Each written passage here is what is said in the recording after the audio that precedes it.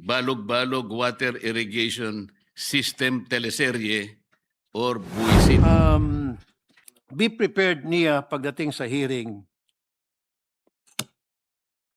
Hindi wato siya marin nyo sa akin. Nuclear bomb sa maniwala kasi hindi. Thank you, Mr. President. Mr. President, bilang pagrespeto sa aking kasamahan, Senator Kiko Pangilinan, at nakikita ko hirap na hirap silang sagutin yung mga katanungan ko at ayaw naman nila magpa-change the rules. And naiintindihan ko kung bakit. And Senator Kiko gave me a good reason naman, very acceptable to me and to my other colleagues here. And I was promised na magkakaroon ng subcommittee sa agriculture and para ako'y magkaroon ng enough time to investigate lahat ng mga kalokohan dito na pagkahaba-haba, Mr. President. And I thank Senator Kiko Pangilinan in that case. So, comment na lang ako. Again, bilang respeto kay Senator Pangilinan, dahil kung hindi, sabi ko kanina, kapag tinapos ko to, lalabas tong ni administrator naka-bathrobe na at nakatuwalya dahil pagpapawisan siya talaga. Para siyang naisalang sa steam bath. Anyway, ganito na lamang kayo sa NIA. Ayusin yung trabaho ninyo. Kasi sa lahat ng kalokohan na ginagawa ninyo, ang tinatamaan yung mga farmers. Kawawang-kawawa po sila. Nandiyan na nga yung mga smuggling ng mga produkto, ng bigas, ng gulay. Sino tinatamaan pag kakaroon ng food smuggling? Farmers. Tapos hindi nila kaya mag-compete dahil yung presyo ng mga imported na food galing sa ibang bansa, mura. So marami sa mga farmers natin nababankrupt, nagsasara, etc. And of course, ito yung sinasabi natin, hero, mga farmers natin dahil sila nagpapakain sa atin. Is this the way we treat our heroes? Sino-shortchase natin sila? Yung pera na para sa kanila, kinukupit natin. Samantalang yung pawis nila, ang makikinabang doon, tayo. Ang masaklap noon, yung pera na para sa kanila, nabubulsa.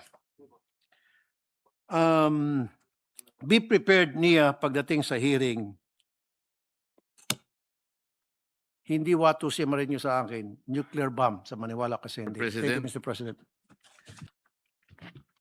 Mr. President, gusto ko pong malaman kung ilan po talaga ang ating sukat ng lupa sa buong Pilipinas na natatamnan po natin ng palay.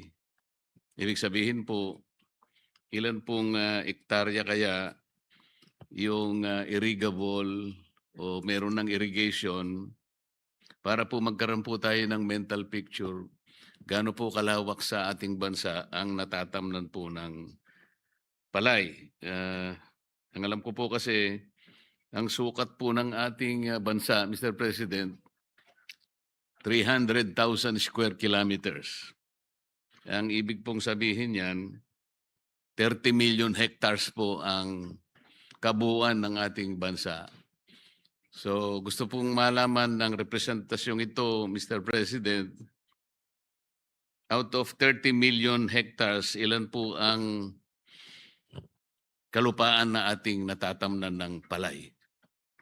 Ang figura po na ibinigay sa atin ng NIA ay kung 3% slope ng lupa na tinatamnan ang siyang basehan, which is ito yung percentage na ito ay determined by yung actual yes, potential irrigable and irrigable. Ang total is 3.128 million hectares based on a 3% slope. Now, of the 3.128 million hectares, ang developed area, according to the NIA, is 2.17 million hectares, which is about 70% of the total 3.128 million. And the remaining areas to be developed would be about 1 million hectares, comprising about 30% of the total 3.128 million hectares.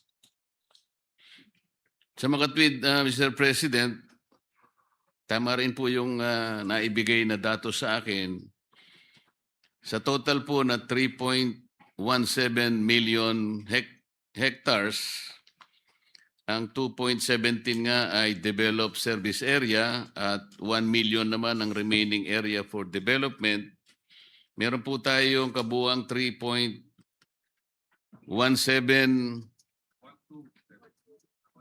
128.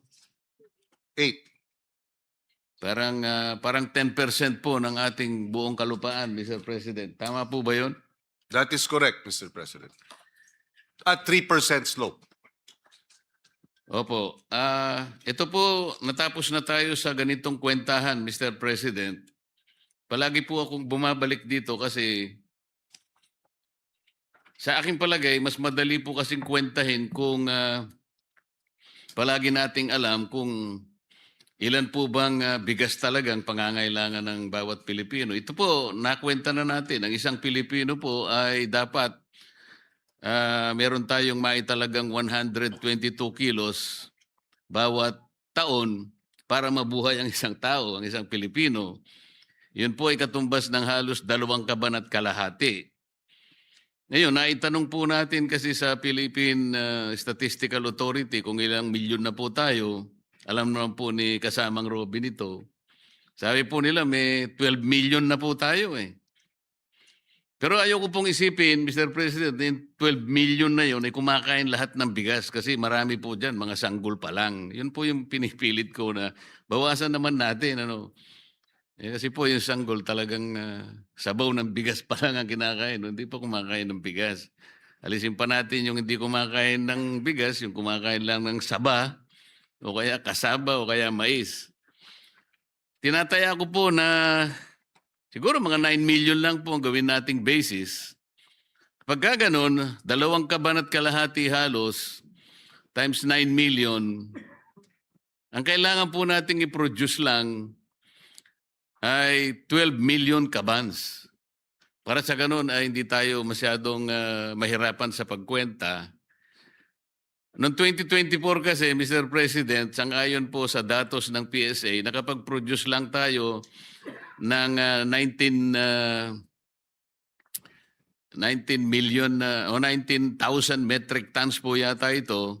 Kapag ito po ay kinonvert natin sa bigas, ay 21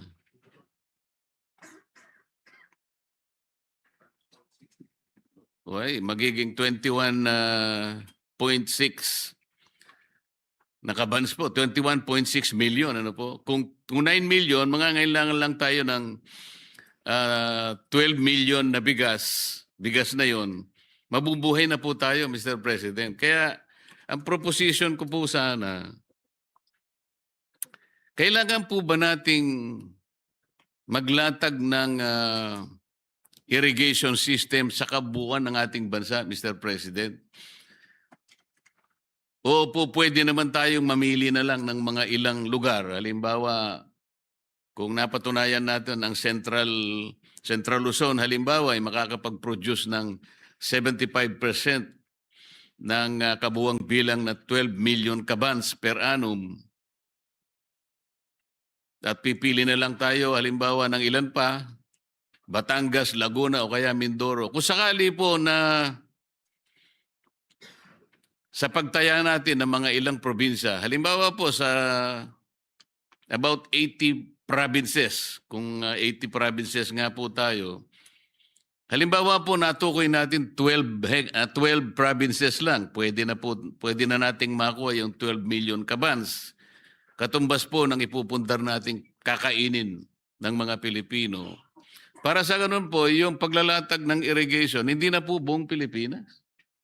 Pwede ba nating, meron po ba tayong idea, Mr. President, kung alin-aling probinsya ang po pwede lang nating doon latagan ng irrigation system at makukuha rin din natin yung pagkaing bigas na kinakailangan nating maihanda para sa ating mamamayan?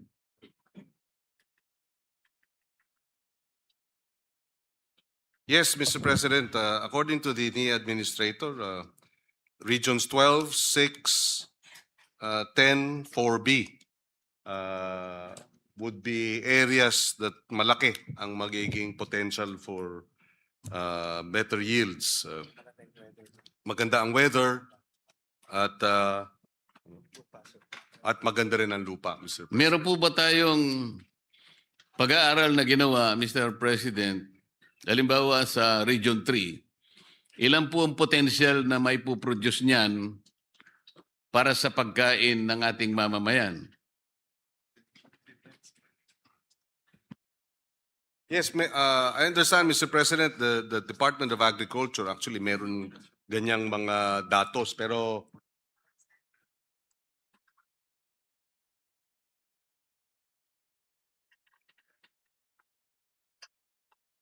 about 100,000 hectares that are to be developed in which areas?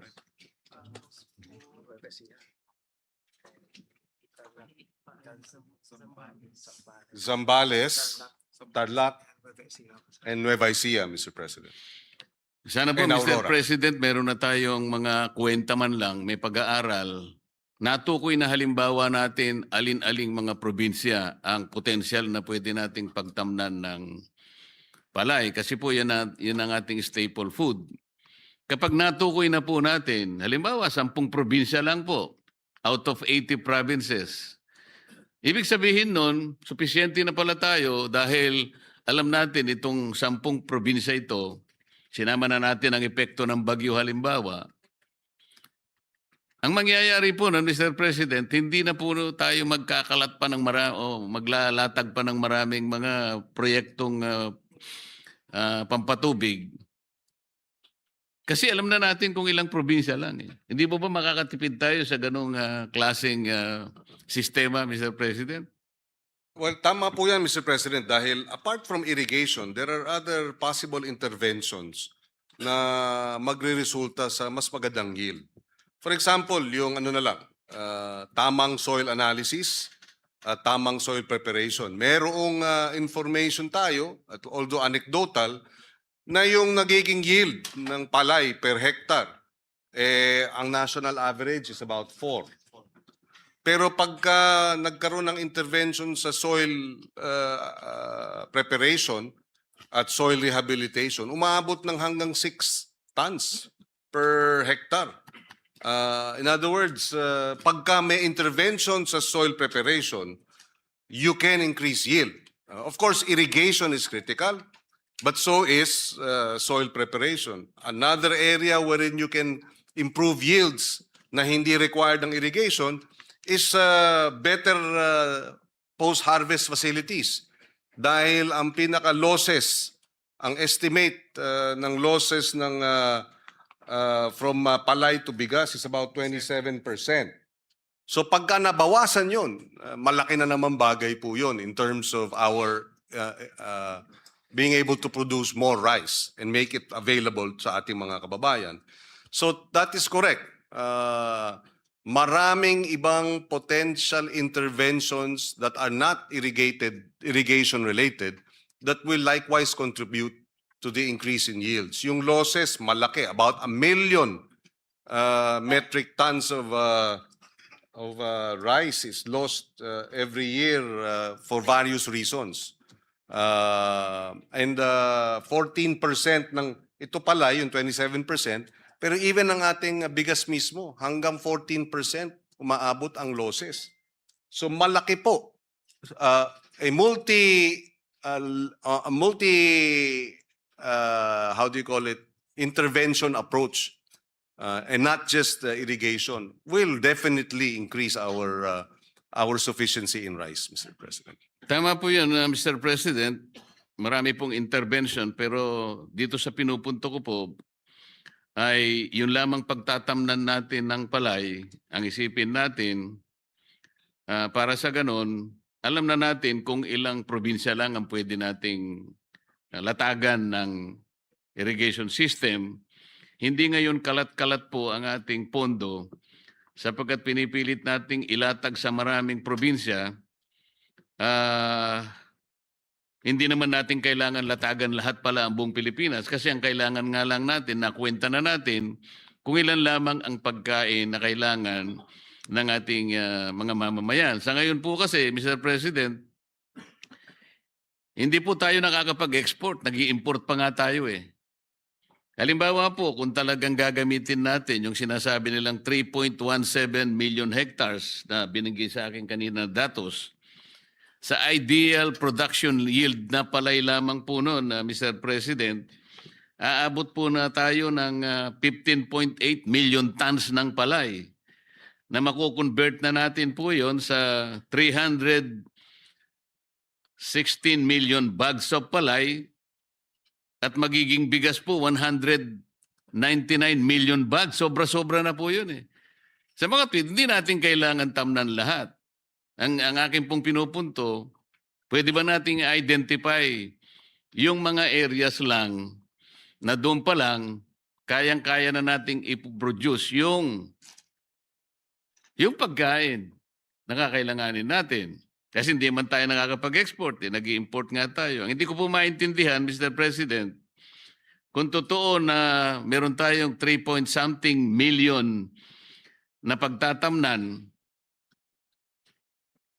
bakit pa tayo nag-i-import? Samantalang ang laki po pala ng, kung lalatagan natin lahat ito, 199 million bags ng bigas na po ito, na sobra-sobra po sa pangangailangan natin. Nakakapagtaka po, hindi naman natin naaabot ito dahil sa aking palagay po, kalat-kalat nga po yung mga proyekto. Halimbawa po, Mr. President, 2026, nag-propose po yung NIA ng 214.5 billion pesos.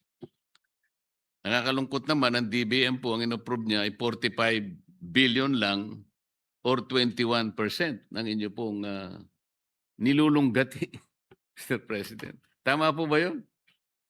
Tama po, Mr. President. O siguro po nakita ng DBM sa layo ng kanilang matang naaabot. Hindi nyo siguro kailangan kasi nga meron kayong pagtatamnan na 3.17 million hectares. Hindi naman yung matatamnan lahat yung mga yun, hindi ba? So ang akin pong gustong mangyari sana, kung masasagot ninyo ngayon, hindi po pa natin ma-identify o bakit hindi po nyo tinukoy lahat ang mga potential na probinsya na doon na lang tayo maglalatag. Sa mga tweet, makukonserve po natin ang ating mga resources.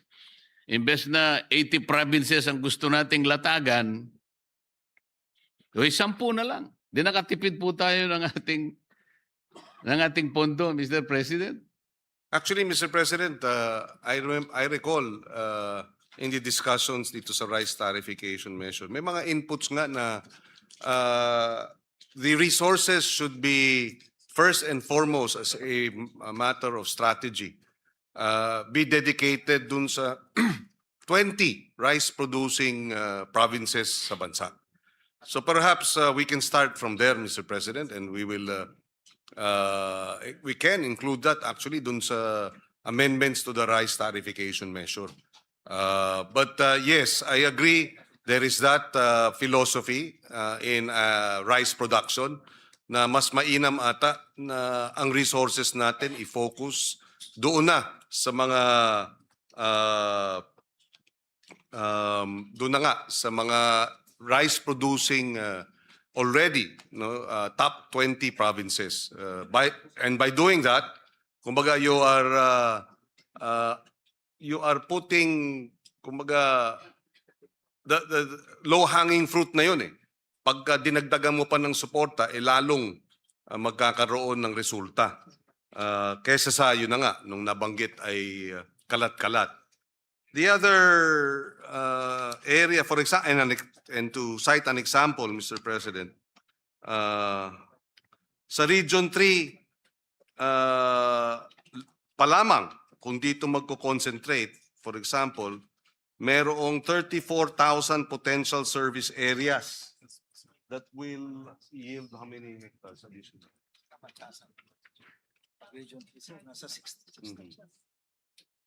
And tens of thousands of additional hectares sa Region 3 lang. No? Ilan? Wala kayong ano?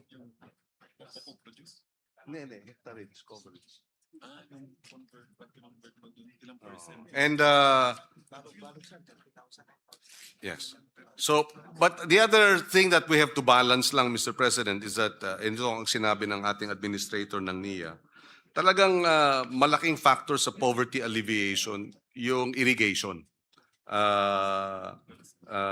And therefore, of course, that has to be addressed in terms of how do we improve yung quality of life by providing additional service areas in terms of irrigation in areas where there are really acute yung poverty levels. So that's another, kumbaga, that has to be factored in also. But I agree, Mr. President, that focusing our meager resources in selected areas to achieve food security and our sufficiency in rice is a matter, a serious matter that we should actually look into and may include dito sa amendment sa rice tariffication law. Pasensya na po kayo, Mr. President, kung bakit binibigyan ko po ng emphasis ang puntong ito. Dahil kung hindi po nakapokus lahat ang gagawin natin, halimbawa yung pagpapatubig po, napaka-importante po ng irrigation system. Sa Tarlac Province lamang po, Mr. President, doon sa aking barangay, na doon po ako lumaki,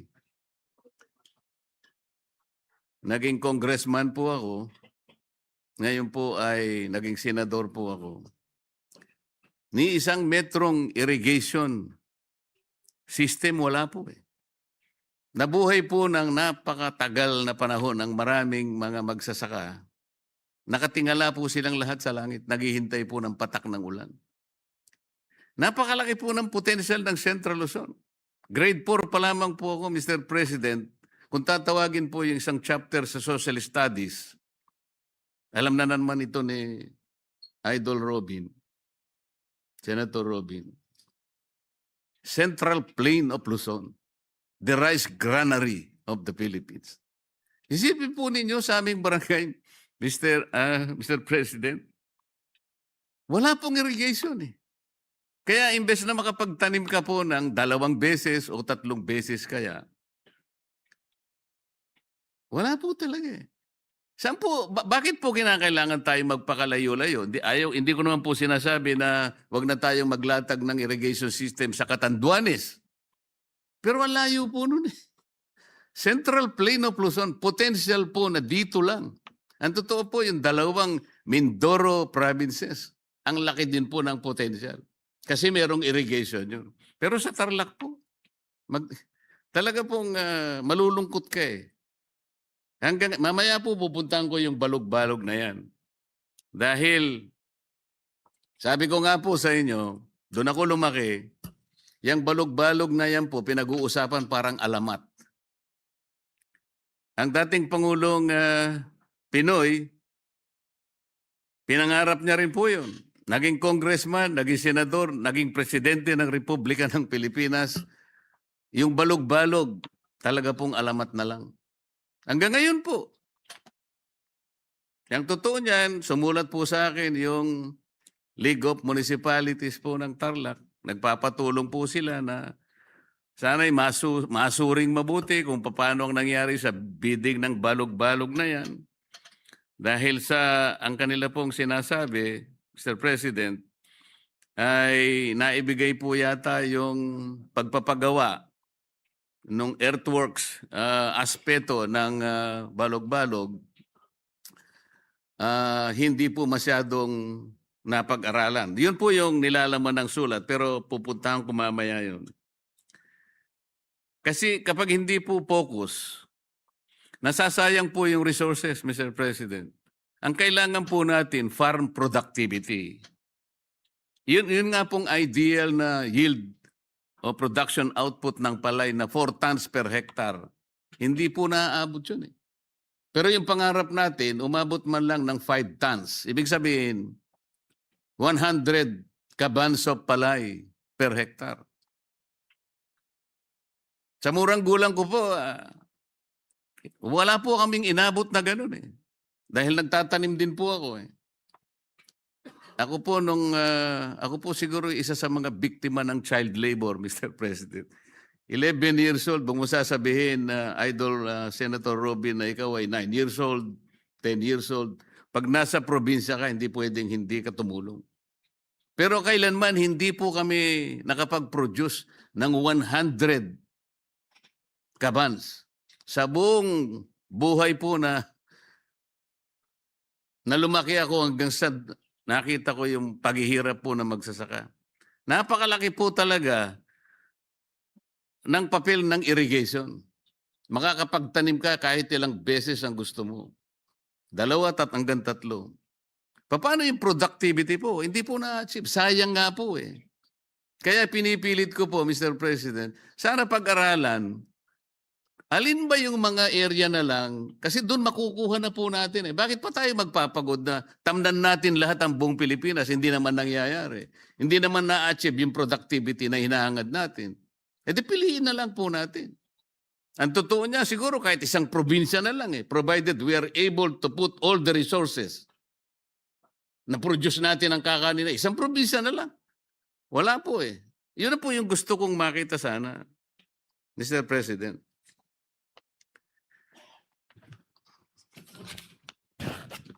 Ito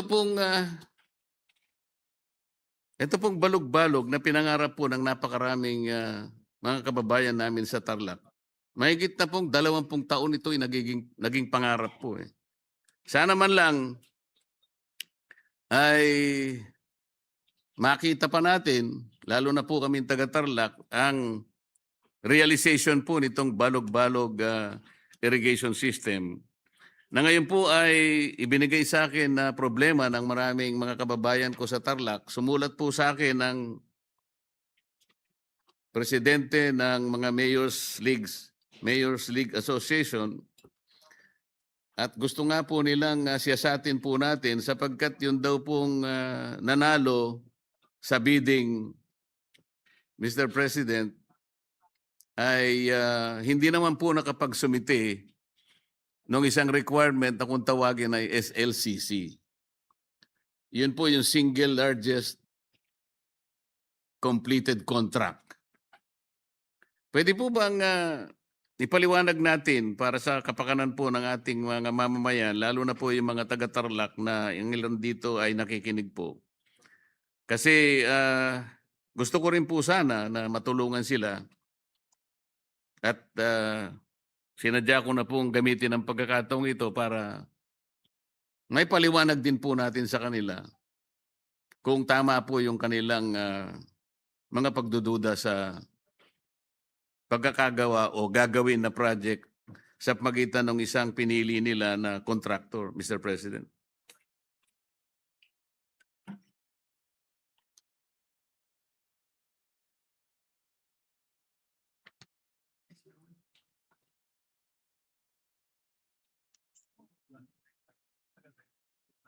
O sige, lunch break na lang.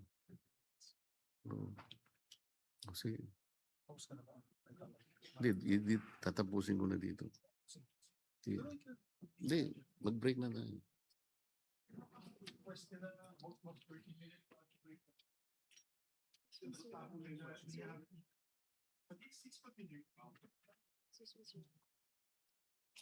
So the status is the continued interpellation of our distinguished colleague, Senator Marcoleta, with our subcommittee chairperson, Senator Kiko Pangilinan.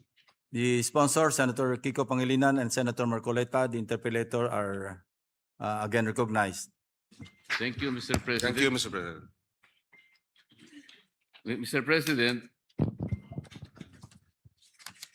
yun aking pong iniwanang mga tanong ay nauukol po dun sa Balog-Balog Dam Project.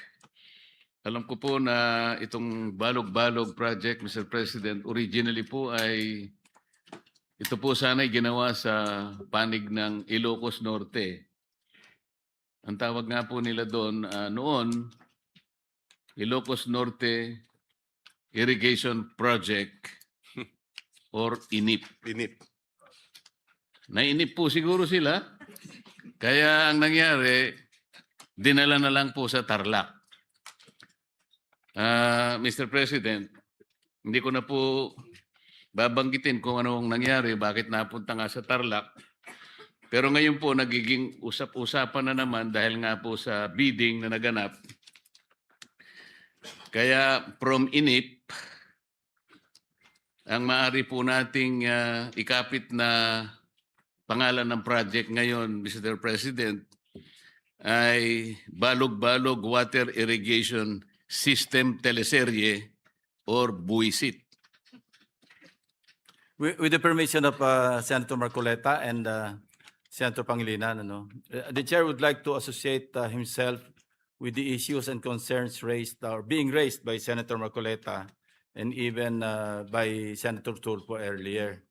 Na-pull out po namin sa records namin, sa files, Very familiar, balog-balog, And I would just like to share the information na yung balog-balog, ni-raise na rin natin ito noong, I think, 2019 or 2018, Ang ginastos na rito, or the information of the body, from 2015 to 2020, 7 billion, 5,701,000 pesos. Tapos ang nakakapagtaka rito, lahat phase 2. Ito, 2015, Balog-Balog Multipurpose Project, phase 2, Tarlac, 5 billion. Tama ba ito? Tama. And then 2016, this is 3 million.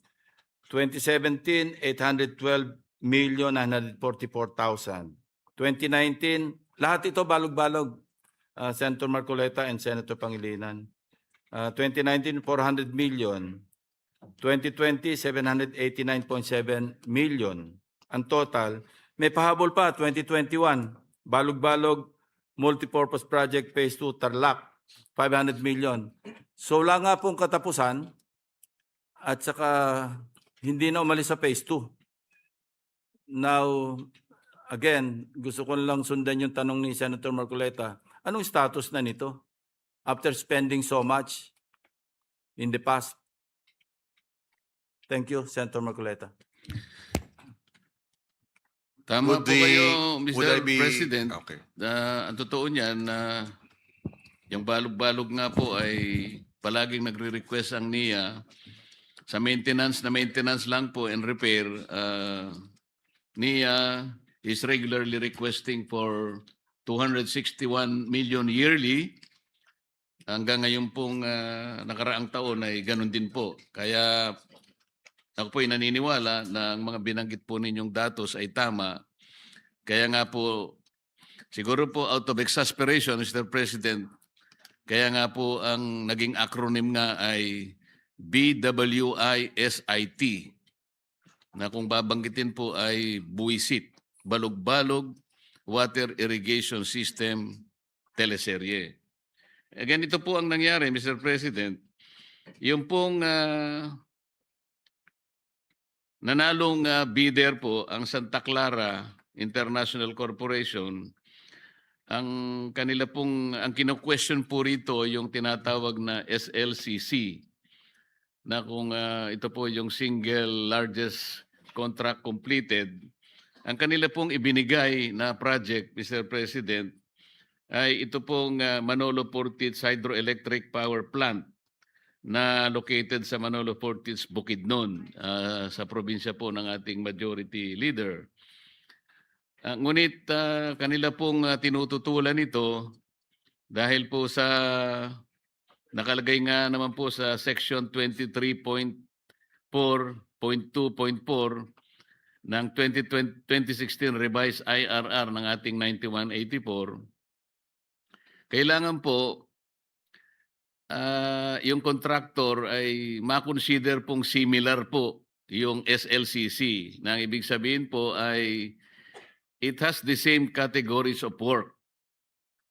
Ngayon po, yung operative word dito, Mr. President, yung construction works, yung earthworks or embankment, yun po kasi yung pinakalundo ng project na yan.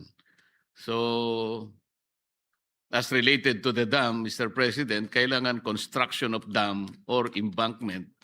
Ang nangyari po kasi, itong project na kanilang isinabmit for SLCC ay installation of electromechanical equipment, specifically the turbine units So sa palagay po nung mga taong tumututol dito ay medyo malayo po doon sa panuntunan nung RA 9184. So Mr. President, minumungkahi ng representasyong ito na sana'y magsagawa muna tayo ng kaukulang pagsisiyasat dahil nga po sa sulat na ibinigay sa akin ng Mayor's League po ng Tarlac na kung gusto niya, ang gusto po nila, kahilingan po nila na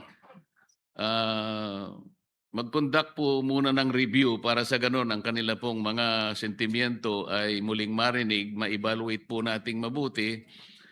Dahil sa kanila pong palagay, kagaya nga po ng napakarami ng ginastos ng project na ito, magmula pa ng mga sinauna, na nabanggit po ninyo, Mr. President, parang nauna po kasi yung mga irrigation canals, wala naman pong tubig. Yun po yung mini-maintain po, yung irrigation canals, yun po yung nire-repair. Eh kahit na po nire-repair natin, kung wala naman pong tubig, ang pinaka-importante po rito, yung tubig na dadaloy doon sa mga irrigation canals. Yes, again, Senator Marcoleta, the chair agrees, ano? Kasi itong history, 1992 pa itong phase 1. Nabanggit yung INIP, nabanggit yung Buisit. 1992, NIA proposed implementing the BBMP, ito yung Balog-Balog, in 2 phases. Phase 1 covering 12,475 hectares consisted mainly of constructing a diversion dam across the Bulsa River. Lahat ng words tumatama, Mr.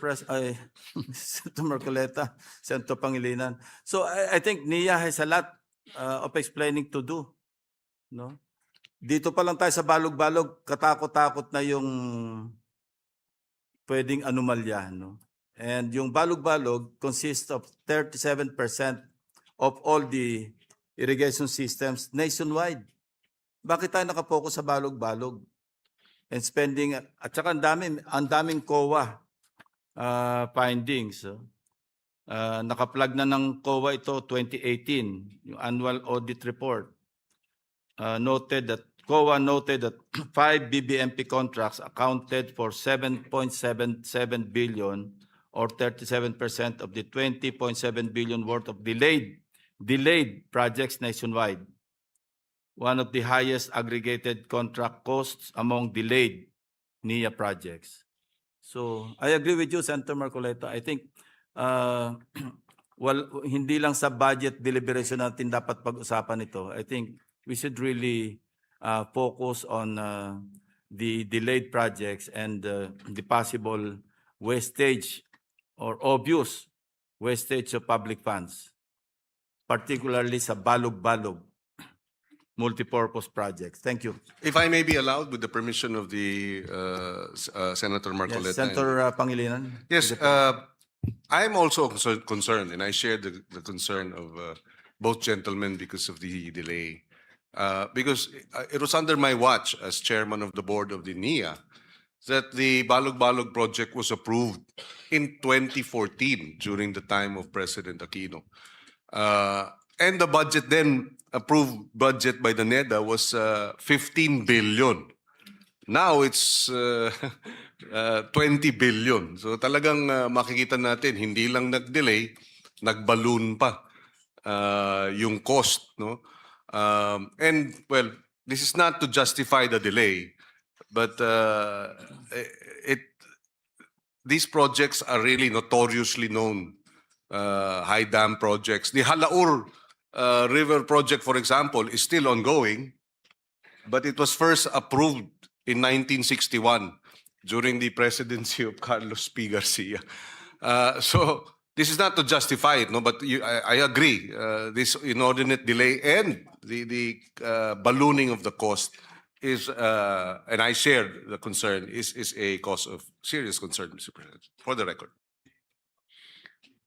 So, Mr. President, thank you for the additional information provided. This justifies our concern as related to me by the president of the Mayor's League in Tarlac. And I think I am justified, Mr. President. I will now wind up, but with the motion that NIA should first undertake a review to look a second look and harder look on the Balog-Balog project in order for us to determine all the concerns now being conveyed to this representation by the residents of Tarlac, Mr. President. So I move that a review be undertaken first, and the project should first be looked from the point of view of the competence of the winning bidder, Mr. President. Thank you, Mr. President.